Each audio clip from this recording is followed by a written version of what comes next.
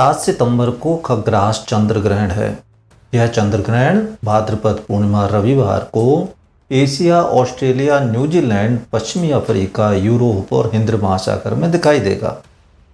खग्रास के रूप में दिखाई देने वाला यह ग्रहण 7 सितंबर को रात्रि में 9:57 बजे से आरंभ होगा और अर्धरात्रि पश्चात 1:27 तक रहेगा। जहां तक ग्रहण के सूतक का प्रश्न है तो इस चंद्र ग्रहण का सूतक 7 सितंबर को दोपहर 12:57 बजे से आरंभ होगा। धर्मशास्त्रानुसार सूतक काल में भोजन आदि ग्रहण करना निषिद्ध बताया गया है। हालांकि बालकों, रोगियों और अतिवृद्धों के लिए इसमें छूट दी गई है। सूतक काल और ग्रहण की अवधि में शयन करना भी वर्जित है। केश या नाखून काटना भी वर्जित माना जाता है। स्नान करके पूजा पाठ तो कर सकते हैं, परंतु भगवान के विग्रहों का स्पर्श करना वर्जित होता है। इसलिए सूतक काल में मंदिर के पट भी नहीं खोले जाते। ग्रहण के दौरान गर्भवती महिलाओं को घर से बाहर नहीं निकलने की भी सलाह दी जाती है। इस दौरान खाद्य सामग्री को सुरक्षित रखने के लिए कुशा रखने का प्रचलन है। यदि कुशा उपलब्ध ना हो तो तुलसी के पत्ते भी रख सकते हैं। यह ध्यान रहे कि यह चंद्र ग्रहण रविवार को है और रविवार को तुलसी के पौधे का स्पर्श करना वर्जित माना गया है। इसलिए एक दिन पूर्व ही तुलसी दल इकट्ठे कर लेने चाहिए। अब आते हैं ग्रहण के राशिफल पर। खग्रास चंद्र ग्रहण कुंभ राशि और पूर्वा भाद्रपद नक्षत्र में होगा। अतः पूर्व भाद्रपद नक्षत्र और कुंभ राशि में जन्म लेने वाले व्यक्तियों के लिए यह सबसे अधिक अशुभ फलप्रद रहेगा।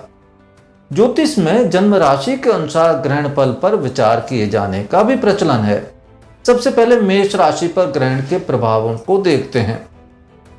मेष राशि वालों के लिए यह ग्रहण अनुकूल रहने की उम्मीद है।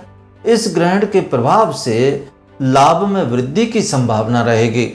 वृषभ राशि वालों के लिए भी यह ग्रहण शुभ माना जा रहा है और इसका प्रभाव सुख में वृद्धि के रूप में मिलना चाहिए। जहां तक मिथुन राशि वालों के लिए इस ग्रहण के प्रभावों का प्रश्न है तो यह चंद्र ग्रहण शुभ फलदायक नहीं है। आगामी 3-4 महीने मान अपमान की समस्या उत्पन्न हो सकती है। कर्क राशि वालों के लिए यह चंद्र ग्रहण उनकी जन्म राशि से अष्टम भाव में होने के कारण स्वास्थ्य एवं आर्थिक मामलों में कष्टदायक प्रतीत हो रहा है, इसलिए सावधानी बरतनी चाहिए। सिंह राशि वालों के लिए जन्म राशि से सप्तम भाव में ग्रहण होने के कारण जीवन साथी के संबंध में अशुभ फलदायक प्रतीत हो रहा है। जीवन साथी के स्वास्थ्य का ध्यान रखना चाहिए। कन्या राशि वालों के लिए यह चंद्र ग्रहण सुख में वृद्धि कारक है। जहां तक तुला राशि का प्रश्न है तो उनके लिए यह ग्रहण चिंता बढ़ाने वाला प्रतीत हो रहा है। वृश्चिक राशि वालों के लिए भी यह चंद्र ग्रहण शुभ नहीं है। उनके लिए यह कष्टदायक हो सकता है। जहां तक धनु राशि वालों का प्रश्न है तो उनके लिए इस ग्रहण के शुभ परिणाम संभावित हैं। धन लाभ की उम्मीद की जा सकती है।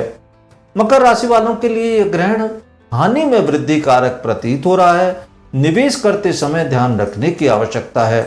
कुंभ राशि वालों के लिए यह स्वास्थ्य एवं अन्य मामलों में अनुकूल फलप्रद नहीं है। यह ग्रहण कुंभ राशि में ही होने के कारण इसे कष्टदायक माना जा रहा है। मीन राशि वालों के लिए यह ग्रहण आर्थिक हानि एवं व्यय में वृद्धि करने वाला माना जा रहा है। अब आते हैं ग्रहण के दौरान किए जाने वाले धार्मिक कर्तव्यों पर।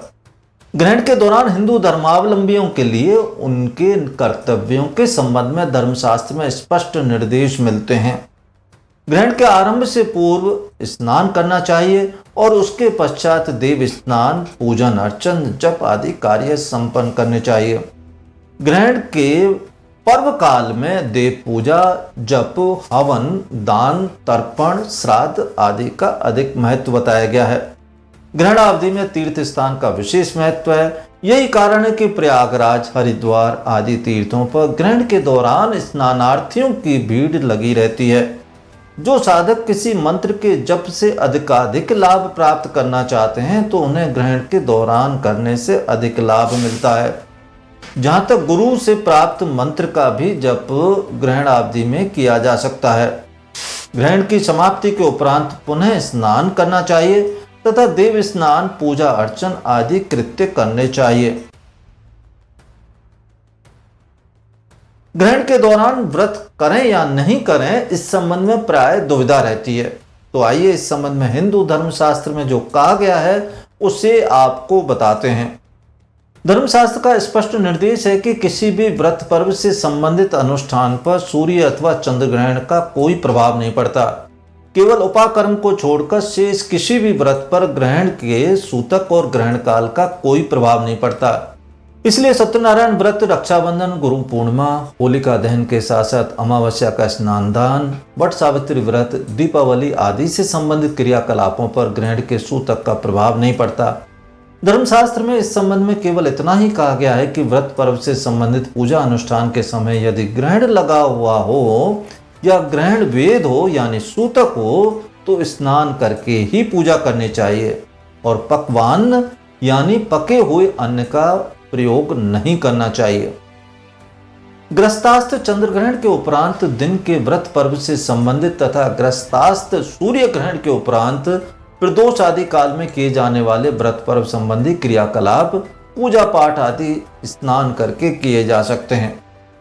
इस प्रकार दीपावली के दिन यदि सूर्य ग्रस्तास्त हो तो प्रदोष काल में स्नान करने के बाद लक्ष्मी पूजन किया जा सकता है।